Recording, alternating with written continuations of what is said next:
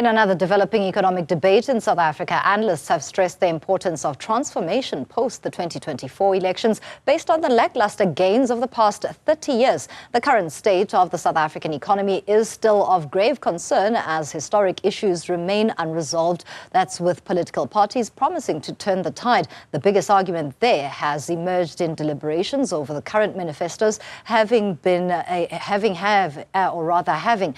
practicality of steering the country's economic ship towards a positive direction. COO at the Regenesys Business School, Dr. James Forson, discusses this with us. Thank you so much for joining us, Dr. Forson.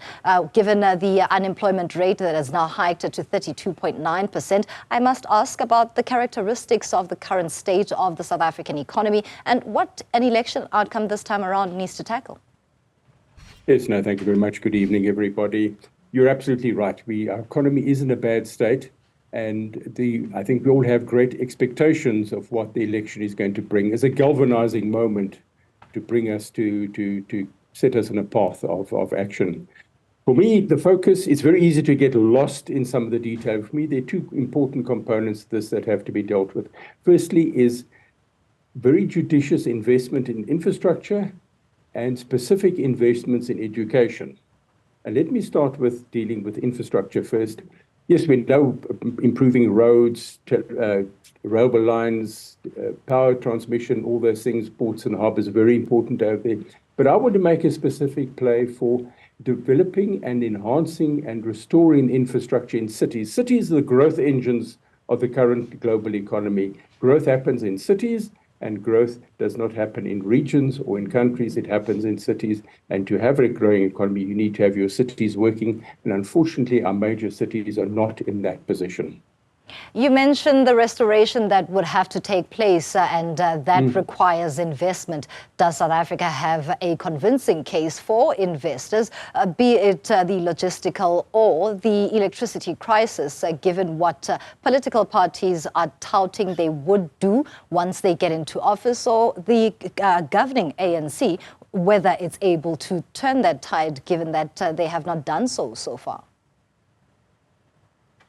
Well, we're hoping for that galvanizing moment to do this. But the thing is, the question is rather, can we afford to do it, but can we afford not to do it?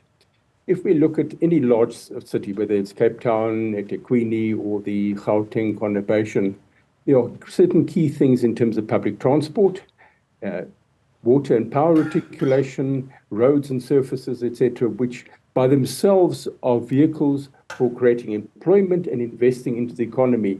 If you think about revitalizing the potable water distribution inside Johannesburg and getting rid of the leaks, that would be a multi-year program employing many people who will learn very important skills which they can then transfer to other areas once they leave that environment and go on to other careers.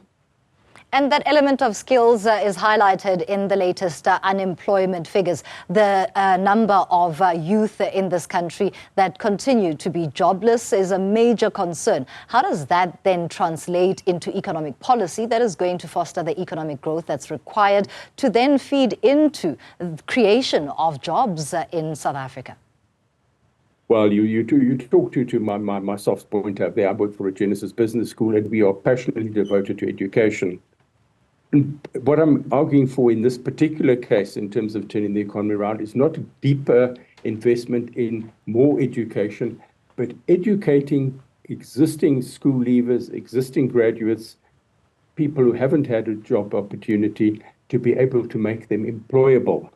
And that's where, again, the city focus makes sense, and also speaking to the large employers around the cities who can absorb large numbers of people, to give them the interpersonal skills, the project management skills, the conflict management skills, the soft skills that are so vitally important in being able to move into employment, apart from the technical skills.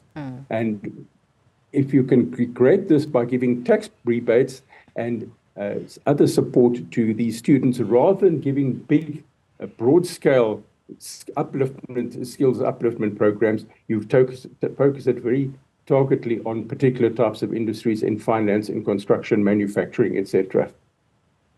The change will come in the casting of votes in this country. However, the role of the private sector is just as vital in ensuring that there's a conducive environment that is built at a country level. What's to be said about those partnerships of private and state, especially when it comes to the education, upskilling of young individuals in South Africa to create that sustainability that is required? Good point.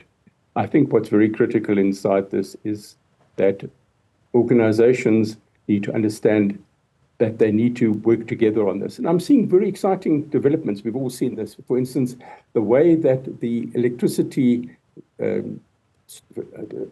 load shedding has diminished in the past couple of weeks and months. Yes, people are cynical about this. I think it's a very positive and powerful thing. And that's been a collaboration, sometimes formally, sometimes informally, between industry and government and Eskom, and it's made a huge difference, and it will continue to make a huge difference. I see other business groupings, for instance, the Minerals Council is starting to post the boat out saying, let's collaborate, let's work together on this. And I see that through this election, which is going to require all of us South Africans to really question what we want in our society and where we want to go, that will focus a galvanizing moment where people will reach out to each other and establish these things. My argument is not for broad national programs, but focused on cities where large concentrations of unemployed people are and with opportunities to create jobs and employment and learning opportunities. Going beyond simply just internships, but going to a much more deeper level of skills upliftment, people working inside real jobs, be able to make a contribution and learn the skills and take home a salary, which they can then feed their families with and contribute to the broader economy. Lastly, Dr. Forson, what should economic reform in South Africa practically look like as a tangible element? 30 years is a long time for it not to have been actualized, and as we lead up to voting in the 7th administration, it becomes a sticking point in one of the questions that have to be asked as a priority. Yeah, no, that is the what I would argue for is to give relief to poor and suffering families.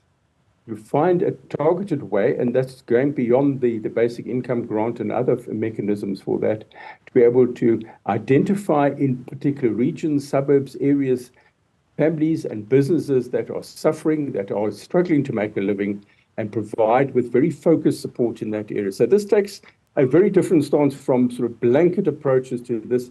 But if you can create pockets of economic recovery, it starts growing and it can spread through an entire region, a country, a city, and make a contribution in that particular way. Obviously, there are other things in terms of the tax net, in terms of where money is spent, but we are losing large amounts of money anyway for various means.